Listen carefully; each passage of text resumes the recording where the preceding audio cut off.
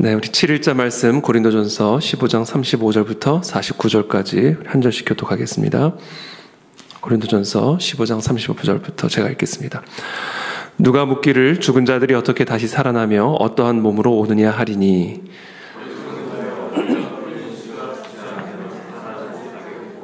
또 네가 뿌리는 것은 장래의 형체를 뿌리는 것이 아니요 다만 밀이나 다른 것의 알맹이 뿐이로되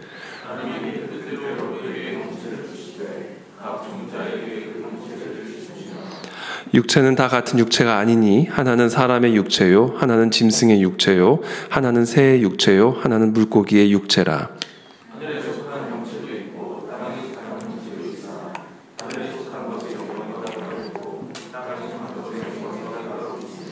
해의 영광이 다르고 달의 영광이 다르며 별의 영광도 다른데 별과 별의 영광이 다르도다.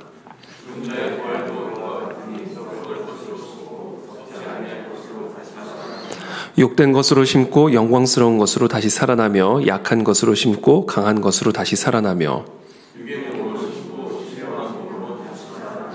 육의 몸이 있은즉 또 영의 몸도 있느니라. 기록된 바 저 첫사람 아담은 생명이 되었다함과 같이 마지막 아담은 살려주는 영이 되었나니 그러나 먼저는 신령한 사람이요 육의 사람이요 그 다음에 신령한 사람이니라. 첫사람은 땅에서 났으니 흙에 속한 자이거니와 둘째 사람은 하늘에서 나셨느니라.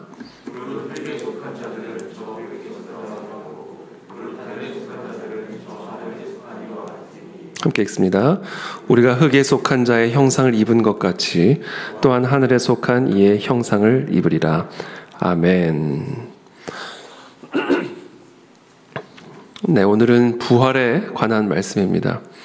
35절에 누가 묻기를 죽은 자들이 어떻게 다시 살아나며 어떠한 몸으로 오느냐 하리니 어리석은 자여 네가 뿌리는 씨가 죽지 않으면 살아나지 못하겠고 이제 그 고린도 교회 안에 이제 누가 묻기를 이제 어떤 사람들의 말을 이제 인용하는 것이죠. 죽은 자들이 어떻게 다시 살아나며 어떤 몸으로 오느냐. 이 질문에 대해서 충분히 가질 수 있는 질문임에도 불구하고 어리석은 자여 얼마나 바보 같은 소리냐 이렇게 반응을 하는 걸 보면 꾸짖는 어떤 감정, 느낌이 사실은 오늘 이 본문 안에 담겨져 있음을 우리는 좀 생각해 볼 필요가 있습니다. 그리스도인들을 향한 말씀이죠. 그 교회 바깥에 있는 사람들이 부활에 대해서 어리석게 생각하는 것은 어떻게 보면 좀 당연할 수 있는데 어떻게 그리스도인이 부활이 어떻게 일어날 수 있느냐, 죽은 자들이 어떻게 다시 살아날 수 있느냐, 도대체 어떤 몸으로 오겠느냐라고 말하는 것은 그것은 정말로 어리석은 말이다. 좀 바보 같은 소리다. 라는 이야기죠. 그러니까 결국은 이 부활 신앙이 죄송합니다. 이 부활 신앙이 결국 우리의 신앙의 중심에 있어야 된다. 우리가 그리스도인이라고 하면서도 부활을 인식하지 않고 부활이 우리의 삶의 중심에 있지 않은 그러한 신앙생활을 한다는 것은 그건 정말로 어리석고 바보 같은 그런 신앙생활이다. 왜? 이 부활이야말로 정말 우리에게 복이고 부활이야말로 진정한 그리스도인에게 주어지는 축복이요 선물이기 때문에 이 부활에 대해서 의심을 하거나 부활을 우리가 묵상하지 않고 부활을 소망하지 않고 산다라면 그보다 더 어리석은 신앙생활이 어디 있냐라는 이런 사도 바울의 책망 어린 그런 메시지로 오늘 이 본문을 묵상을 했습니다. 여러분, 저와 여러분들 얼마나 자주 이 부활을 생각하시고 이 부활이 우리의 삶에 얼마나 중심에 서 있고 또 부활이 얼마나 우리의 이 땅에서의 삶의 동력이 되고 있는지를 한번 오늘 이 시간 점검하면서 사도 바울의 이 엄중한 꾸짖음, 이 바보 같은 그리스도인들아, 이 어리석은 그리스도인들아, 어떻게 부활이 너희의 삶의 중심에 있지 않을 수가 있고 어떻게 부활이 이 땅에서의 너희의 삶의 동력이 되지 않을 수가 있느냐, 어떻게 부활이 너희들의 삶의 최종적인 목적이요 소망이 되지 않고 이 땅의 생명, 이 땅의 삶에 묶여있는 갇혀있는 그런 육에 속한 사람이 될 수가 있느냐라는 이와 같은 책망 어린 그런 말씀으로 오늘 이 말씀을 저와 여러분들이 묵상하면 좋겠습니다. 36절에 어리석은 자여 네가 네가 뿌리는 씨가 죽지 않으면 살아나지 못하겠고 또 네가 뿌리는 것은 장래의 형체를 뿌리는 것이 아니요 다만 밀이나 다른 것의 알맹이뿐이로되. 이제 부활에 대한 설명을 해주는 것이죠. 이 사도 바울은 참 친절하게 설명을 해줍니다. 이 연약한 신앙이 연약한 사람들에 대해서 어리석은 자여 이렇게 꾸짖으면서도 아주 친절하게 설명을 해주죠. 네가 뿌리는 씨가 죽지 않으면 살아나지 못하겠고, 비유를 통해 아주 쉽게 이해할 수 있는 방식으로 우리에게 설명해 줍니다. 네가 뿌리는 씨가 죽지 않으면 살아나지 못하겠고 또 네가 뿌리는 것은 장래의 형체를 뿌리는 것이 아니요 다만 밀이나 다른 것의 알맹이뿐이로되. 첫 번째, 이 부활과 관련해서 오늘 우리가 사도 바울의 가르침을 통해서 배워야 할 것은 죽어야 살아날 수 있다라는 겁니다.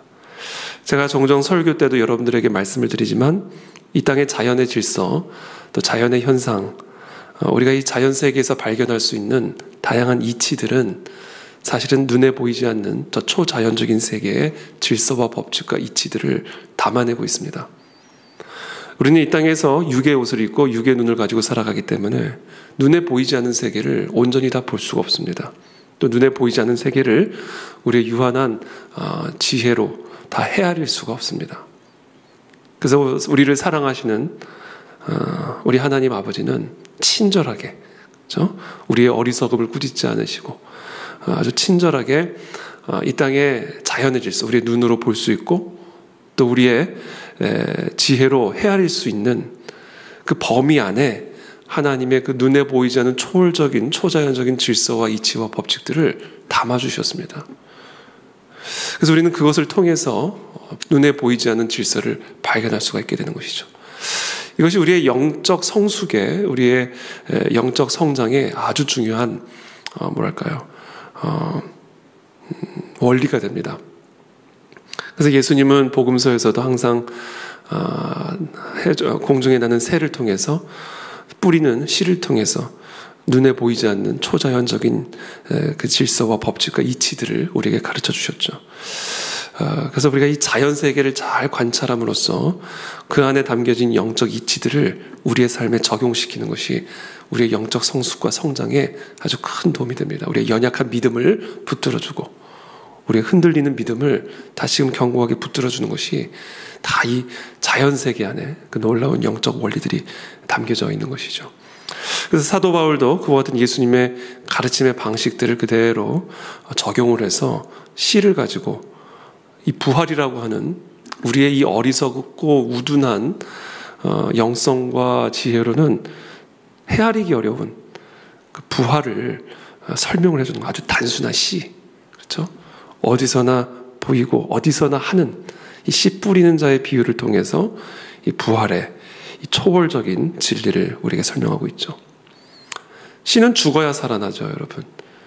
씨를 뿌리면 그 씨가 땅에 들어가 땅에 묻혀져서 땅에서 장례를 치루어야 거기서 생명이, 열매가 올라오게 되는 것이죠. 이게 죽음이다라는 거예요. 죽음. 씨가 죽어야 살아난다. 두 번째, 부활과 관련해서 우리가 알아야 할 것, 네가 뿌리는 것은 장래의 형체를 뿌리는 것이 아니요 다만 밀이나 다른 것의 알맹이뿐이로되. 그렇죠. 이제 밀의 씨를 제가 본 일은 없는데 밀도 씨가 있나 봅니다. 저도 잘 모르겠는데 이 씨를 밀을 뿌리는 사람이 어딨냐라는 거예요. 밀을 거두기 위해서 밀을 뿌리는 사람이 어딨냐. 밀을 뿌리기 위해서 밀의 씨를 뿌리지.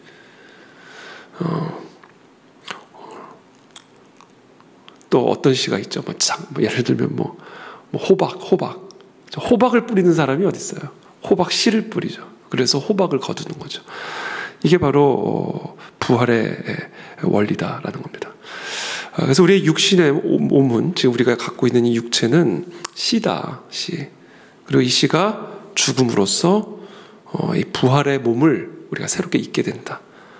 그래서 지금 우리가 뿌리는 것, 지금 우리가 갖고 있는 이 몸은 장래의 형체가 아니다. 마치 씨를 뿌림으로써 형상을 가진 열매를 맺게 되는 것처럼 우리의 육체는 씨앗이요, 이 육체가 죽어 땅에 심겨질 때 그때 우리는 장래의 형체를 가지고 부활을 하게 된다. 라는 것을 설명하고 있는 것입니다. 38절에 하나님이 그 뜻대로 그에게 형체를 주시되 각 종자에게 그 형체를 주시느니라. 이제 비유를 들어 설명하시는 거죠. 그 뜻대로 형체를 다 주시죠. 호박에게는 호박의 형체, 밀에게는 밀의 형체, 옥수수에게는 옥수수의 형체. 각 종자에게 그 형체를 주신다. 다 그 씨마다 그 형체가 다 있습니다. 씨는 얼핏 겉으로 보면 다 비슷비슷해 보이죠. 거기서 거기죠. 그러나 그 씨가 땅에 묻혀 죽으면 나타나게 되는 그 형체는 다 다릅니다. 그래서 하나님이 그 씨마다 다양한 형체를 부여하셨어요. 그것을 그대로 우리의 육체에 적용하십니다. 마찬가지로 육체는 다 같은 육체가 아니니 하나는 사람의 육체요, 하나는 짐승의 육체요, 하나는 새의 육체요, 하나는 물고기의 육체라. 그렇죠. 육체도, 이 땅에 있는 육체도 다 다르죠. 사람의 육체와 짐승의 육체가 다 다르고, 짐승 안에서도 새의 새의 육체와 물고기의 육체가 다르죠. 그와 마찬가지로 하늘에 속한 형체와 땅에 속한 형체가 다르다. 하늘에 속한 영광이 따로 있고 땅에 속한 것의 영광이 따로 있다. 41절에 해의 영광이 다르고 달의 영광이 다르며 별의 영광도 다른데 별과 별의 영광이 다르도다. 그러니까 지금 이 사도 바울은 지금 이 비유를 통해서 일단 씨 뿌리는 자의 비유를 들어서 죽어야 살아날 수가 있고, 뿌려지는 것은, 죽는 것은 씨고 다시금 맺게 되는 것은 미래의 형체인데, 그 형체는 지금 우리가 갖고 있는 육의 형체와는 다르다. 땅에 속한 형체가 따로 있고 하늘에 속한 형체가 따로 있다 라는 것을 우리에게 명확하게 설명해 주고 있는 것입니다. 그래서 우리는 이 부활을 생각할 때 바로 이 씨를 가지고 저와 여러분들이 묵상을 하시면 이 부활에 대한 분명한 이해를 가질 수가 있게 됩니다. 그래서 이제 우리가 죽은 다음에 부활을 하게 되면 분명히 몸은 몸이에요. 형체를 가지고 있어. body입니다. body. 형체. 만질 수 있는 형체입니다. 그러나 땅에 속한 형체와는 완전히 다른 형체가 될 것이다. 그것이 바로 예수 그리스도께서 죽으시고 난 부활하신 그 몸이 우리에게 보여준 바로 그 형체입니다. 예수님의 그 죽음과 부활이 바로 우리가 죽은 다음에 갖게 될 부활의 형체, 바로 그 모습에 먹으시죠. 드시고 걸어가시고 대화를 나누시고. 그런데 분명히 그 이전의 형체는 아닙니다. 왜냐하면 이게 다 뚫려 있는데, 그래서 우리 누구죠? 도마에게 한번 손가락을 집어넣어봐라 그러시잖아요. 분명히 이제는 완전히 다른 형체지만 분명한 형체다. 42절에 죽은 자의 부활도 그와 같으니 썩을 것으로 심고 썩지 아니할 것으로 다시 살아나며, 그렇죠? 완전히 다른 형체다. 지금 우리의 육체는 다 썩는다. 그러나 썩지 아니할 형체로 다시 살아난다. 겉으로 보기엔 똑같은 형체처럼 보이지만 본질이 다르다. 썩지 아니할 형체가 될 것이고, 욕된 것으로 심고 영광스러운 것으로 다시 살아나며, 우리의 육체는 욕되죠. 죄 가운데 있는 타락한 육체이기 때문에 욕된 것이지만, 죽은 다음에 다시 살아나게 될 그 형체는 영광스러운, 죄가 없는 형체가 될 것이다. 약한 것으로 심고 강한 것으로 다시 살아나며, 그렇죠. 우리의 육의 형체는 창에 찔리면 피가 나고 죽음을 당하게 되죠. 그러나 부활의 형체는 이제는 불에 들어가도 물에 들어가도 창에 찔려도 죽지 않는 영생을 가진, 영원한 생명력을 가진 그런 형체를 가지고 다시금 살아나게 될 것이다. 44절에 육의 몸으로 심고 신령한 몸으로 다시 살아나느니, 육의 몸이 있은즉 또 영의 몸도 있느니라. 그렇죠. 우리가 육의 몸을 갖고 있는 것처럼 영의 몸이 있다. 그래서 우리는 육의 몸을 심어서 영의 몸으로 다시금 살아나는 그런 부활을 약속받은 존재들이다라는 거예요. 그러니 그것을 우리의 삶의 중심에 두지 않고 이 땅에서 살아가니 모든 게 염려와 두려움과 이 땅에 매몰된 육에 속한 삶이 될 수밖에 없는 것 아니냐. 모든 어리석음이 바로 이 부활에 대한 무지와 망각에서부터 오는 것 아니냐라는 것을 사도 바울이 오늘 우리에게 책망하는 것이죠. 45절에 기록된 바 첫사람 아담은 생령이 되었다함과 같이 마지막 아담은 살려주는 영이 되었나니 그러나 먼저는 신령한 사람이 아니요 육의 사람이요 그 다음에 신령한 사람이니라. 첫사람은 땅에서 났으니 흙에 속한 자이거니와 둘째 사람은 하늘에서 나셨느니라. 특별히 여기서 마지막 아담은 예수 그리스도를 의미하는 것이죠. 이 마지막 아담은 어떤 분이셨는지를 설명합니다. 살려주는 영이다.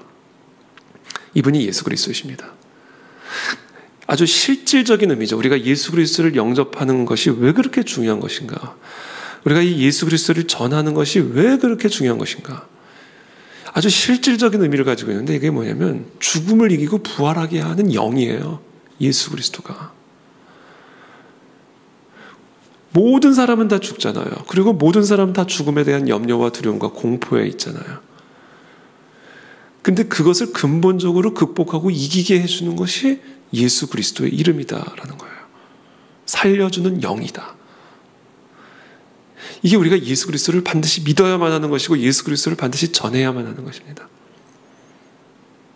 48절에 무릇 흙에 속한 자들은 저 흙에 속한 자와 같고 무릇 하늘에 속한 자들은 저 하늘에 속한 이와 같으니 우리가 흙에 속한 자의 형상을 입은 것 같이 또한 하늘에 속한 이의 형상을 입으리라. 이것이 바로 예수 그리스도를 영접한 자들에게 주어지는 약속이고 선물입니다. 우리는 이와 같은 약속과 선물을 보장받은 사람들입니다.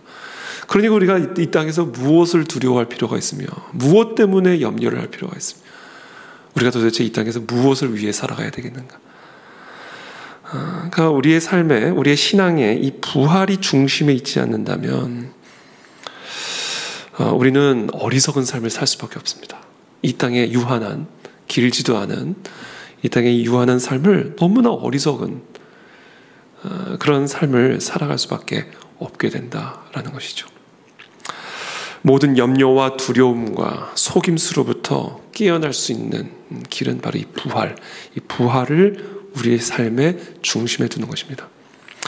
부활이 다시 우리의 신앙의 중심에 서게 되기를 축복합니다. 그 부활이 그와 같은 우리의 삶의 중심에 서기 위해서 반드시 우리의 중심에 함께 서 있어야 될 게 있는데 이게 뭐냐면 죽음입니다. 죽음. 이 죽음에 대한 직시. 우리가 이 땅에서 살아가는 모든 인간들은 이 죽음을 직시하고 살아가야 됩니다. 그게 왜냐하면 우리의 삶의 이 땅에서의 삶의 방향이고 목적지이기 때문에 그래요. 그래서 우리가 어떤 여행을 할 때 목적지를 생각하지 않고 여행을 할 수는 없죠. 아름다운 여행이 되고 복된 여행이 되기 위해서는 분명한 목적지를 인식하고 직시하고 그 목적지를 향해 가야 하죠. 이 땅에 사는 모든 인간은 원튼 원치 않든 이미 주어진 목적지가 있고 원튼 원치 않든 우리 여행의 행로는 결정되어 있는 그 길을 걸어가고 있는 겁니다. 그래서 지혜로운 사람은 바로 이 죽음을 우리의 삶의 중심에 두고 그 죽음을 직시하고 살아가는 것이죠. 오늘 죽을 수 있고 내일 죽을 수도 있다. 올해 죽을 수도 있고 내년에 죽을 수도 있다. 언제 죽어도 전혀 이상한 일은 아니다. 라고 하는 이 죽음을 직시하고 우리는 살아가야 됩니다.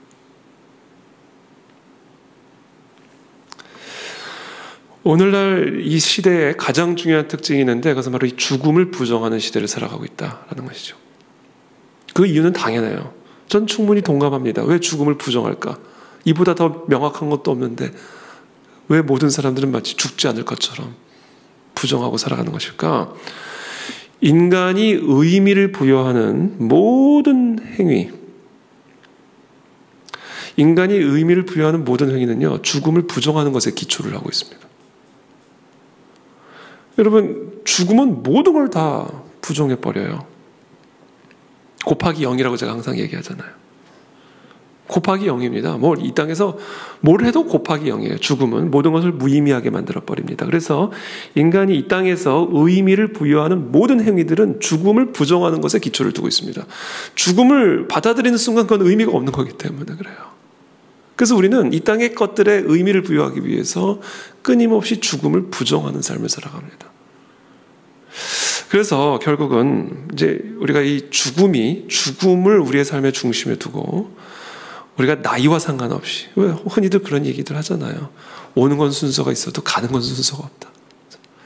누구나 언제나 죽을 수 있다라고 하는 이 죽음이라고 하는 이 실존을 정확하게 끌어안고, 그와 동시에 예수 그리스도의 그 복음으로 말미암아 우리에게 주어진 이 부활이라고 하는 소망을 함께 견고하게 우리의 마음과 생각과 손과 발을 묶고, 그렇게 되면 이제 우리의 의미가 달라져 버린다는 거죠. 의미를 두는 곳이 달라져 버린다. 삶의 의미와 목적과 방향이 완전히 달라져 버린다는 것이죠.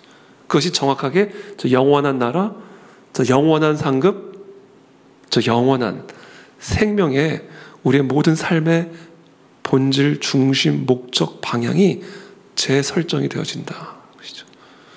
그것이 진정한 지혜로운 자의 삶이지, 그 모든 것이 연약해지고 무뎌질 때 결국 우리는 이 놀라운 사람을 다시 살리시는 이 영이신 예수 그리스도의 복음을 받고도, 부활을 약속받고도 이 땅에 묶인 그런 삶을 살아갈 수밖에 없는 어리석은 자가 될 수밖에 없음을 오늘 사도 바울은 고린도 교회 성도들을 향하여 책망하고 있는 것입니다. 그래서 제가 주일날 우리 그 강남역에서 설교할 때 독수리와 닭의 비유를 잠시 말씀드렸잖아요. 독수리가 닭처럼 사는 가장 중요한 이유 중에 하나가 죽음을 부정하고 부활에 대해서 무지하기 때문입니다. 그것이 이 영원한 생명을 보장받은 이 인간을 이 땅에서 마치 이 땅이 전부인 것인 양 살아가게 만드는 그런 어리석은 그리스도인으로 만드는 아주 본질적인 이유임을 오늘 사도 바울은 오늘 이 말씀을 통해서 우리에게 가르쳐주고 있습니다. 그래서 오늘 하루, 아니 우리의 평생 죽음을 직시하고 그와 동시에 부활을 끌어안아서 이 죽음과 부활이라고 하는 동전의 양면이 우리의 마음과 생각과 손과 발을 든든하게 묶어서 우리의 삶의 방향과 목적이, 의미가 철저하게 이 땅에 있지 아니하고 저 영원한 하나님의 나라에 두는 그런 지혜로운 하나님의 사람으로 살아가는 저와 여러분들이 되시기를 예수님의 이름으로 축복합니다. 기도하며 나가겠습니다.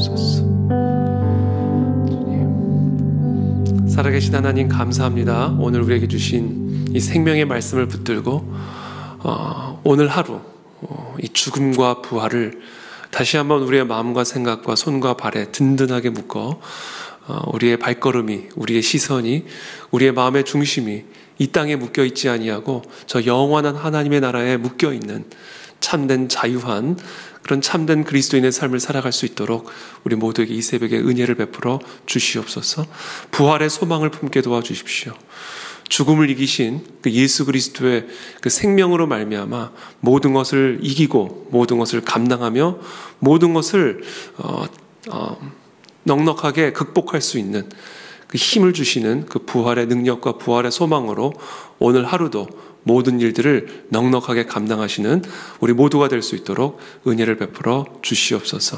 감사하며 예수 그리스도 이름으로 축복하며 기도하옵나이다. 아멘.